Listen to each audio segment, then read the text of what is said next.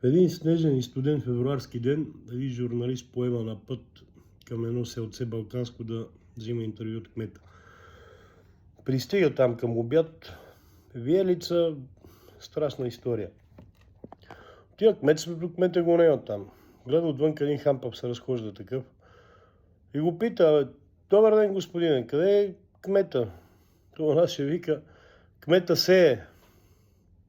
Той вика: как сее кмета, бе, човек? Февруари месец, снег, студ, какво сее? Вика: казвам ти, кмета сее. Не ме лъжи, бе, човек.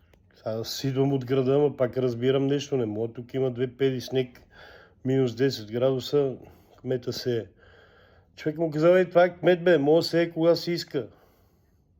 По време гледа някакъв друг минава. Там журналистите го вика: бе, човек, ева тук, питам го това къде е кмета.